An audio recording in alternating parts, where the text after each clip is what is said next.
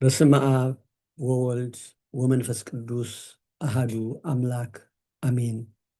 ሰላም ጤና ይስጥልኝ። ከአውደ ጥናት ዘግዕዝ ነው። አምላካችን እግዚአብሔር ለዚች ሰዓት ስላደረሰን የተመሰገነ ይሁን። ዛሬ ባለፉት ተከታታይ ሳምንታት በአውደ ጥናት ዘግዕዝ ሲተላለፍ ስለነበረው ማስታወቂያ ባጭሩ እንነጋገራለን። ይህ ማስታወቂያ በሚቀጥለው ሳምንት ሰኔ 21 ቀን ማለትም የሚቀጥለው እሁድ 2026 ዓመተ ምህረት ከሰዓት በኋላ 3 ፒኤም ላይ በፎልስ ቸርች ቨርጂኒያ ስለሚከበረው የግዕዝ ቅድመ ታሪክና የመጽሐፍት አውደ ርዕይ በዓል ነው ሲተላለፍ የነበረው። እንግዲህ ስለሱ ባጭሩ እነግራችኋለሁ ማለት ነው። የጥበብ ምሽት ሰኔ 14 ቀን 2018 ዓመተ ምህረት በሀገራችን አቆጣጠር ጁን 21 ቀን 2026 ዓመተ ምህረት ከሰዓት በኋላ 3 ፒኤም ላይ በዲሲና አካባቢዋ የሚገኙ ሊቃውንት፣ የሰንበት ትምህርት ቤት መዘምራንና ምዕመናን ይገኛሉ ተብሎ ይጠበቃል ይላል።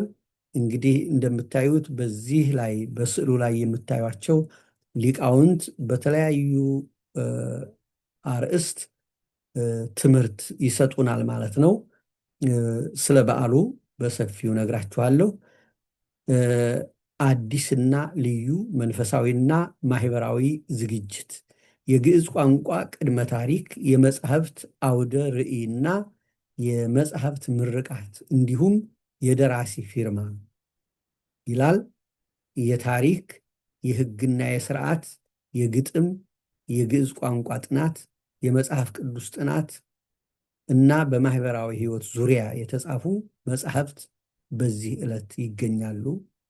ቀን 06/21/2026 ሰዓት 3 ፒኤም፣ ቦታ 3245 ግሌን ካርሊን ሮድ ፎልስ ቸርች ቨርጂኒያ 22041 ከልጆችዎ ከጓደኞችዎ እንዲሁም ከሚያውቋቸው ሁሉ ጋር በክብር ተጠርተዋል። ለበለጠ መረጃ 703-254-6601 ይደውሉ ይላል። ይህ ማስታወቂያ ነበር ባለፉት ተከታታይ ሳምንታት ሲተላለፍ የነበረው። እንግዲህ በዚህ ዕለት በዲሲና በአካባቢዋ የሚገኙ ሊቃውንት ሁሉ ይመጣሉ።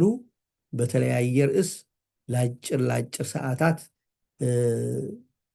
ስለ ልጆች አስተዳደግ፣ ስለ ስጋዊና መንፈሳዊ ስነ ምግባር፣ ስለ መጽሐፍ ቅዱስ አጠናን፣ ስለ ግዕዝ ቋንቋ በተለያዩ አርእስት ትምህርት ይሰጡናል። ዋናው ነገር ግን በዓሉ ምን አይነት በዓል ነው የሚለውን በአጭሩ እናያለን። አንደኛው ስለ ግዕዝ ቋንቋ ቅድመ ታሪክ ነው። የግዕዝ ቋንቋ እንግዲህ ሁላችሁም እንደምታውቁት ለእኛ ለኢትዮጵያውያንና ለኤርትራውያን የታሪካችን፣ የእምነታችን፣ የባህላችን መሰረት ነው። አምላካዊ ቋንቋ ነው። የምስጢርና የጥበብ ቋንቋ ነው። ስለዚህ ቋንቋ አንደኛ ታሪኩን እናያለን ባጭሩ። የግዕዝ ቋንቋ ለዓለም ለኢትዮጵያውያን ብቻ ሳይሆን ለዓለም የሰጠው አስተዋጽኦ፣ የሰጠው ጥቅም፣ የሰጠው ጉልህ ታሪክ ምን እንደሆነ እንነጋገራለን። ከዚያ ደግሞ የግዕዝ ቋንቋ ለእኛና ለልጆቻችን ምን ያህል ያስፈልገናል፣ እንዴትስ እንማረዋለን የሚለውን እናያለን። ስለዚህ የግዕዝን ቋንቋ በአጭር ጊዜ በቀላል መንገድ በዘመናዊ የትምህርት አሰጣጥ ዘዴ እንዴት አድርገን በአጭር ጊዜ የግዕዝን ቋንቋ ማወቅ እንደምንችል ምስጢሩን የምንሰማበት ዕለት ነው ማለት ነው። ሁለተኛው ደግሞ ለ30 ዓመታት የሰራኋቸው የሥነ ጽሑፍ ስራዎች ሁሉ በዚህ ዕለት ለእናንተ ይቀርባሉ። አከፋፈላቸውን እነግራችኋለሁ።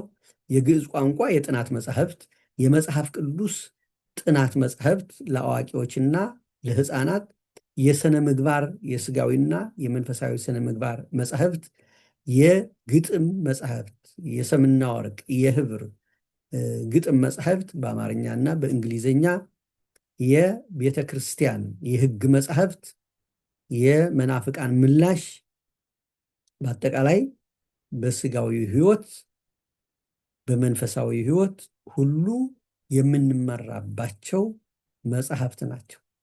የ30 ዓመትና ከዚያም በላይ ውጤት የሆኑ መጻሕፍት ናቸው። የጥናት መጻሕፍት ናቸው። እነዚህ መጻሕፍት ለእናንተ ለአንድ ቀን ከግማሽ በታች በሆነ ዋጋ ይቀርባሉ። አብዛኛዎቹ ማለት ነው። አብዛኛዎቹ መጻሕፍት እና በዚህ ጊዜ በሰዓቱ መገኘት አለባችሁ። ምክንያቱም ሊያልቁ ይችላሉ። ከዚያ በኋላ ቅናሽ አይኖርም። በ50 ብር የሚሸጥ መጽሐፍ በ10 ብር ይሸጣል። በ25 የሚሸጥ መጽሐፍ በ10 ብር ይሸጣል።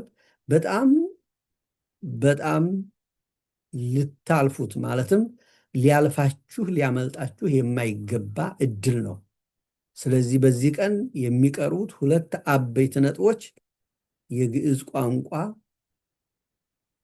ታሪካዊ አመጣጥ፣ ጥቅምና አጠቃቀም፣ እኛ ደግሞ እንዴት አድርገን በአጭር ጊዜ ውስጥ ማወቅ እንደምንችል ምስጢሩን የምንረዳበት፣ የትም ቦታ የማናገኛቸውን መጻሕፍት ለልጆቻችንና ለእኛም በቀላል እና ልዩ በሆነ የምናገኝበት ዕለት ነው።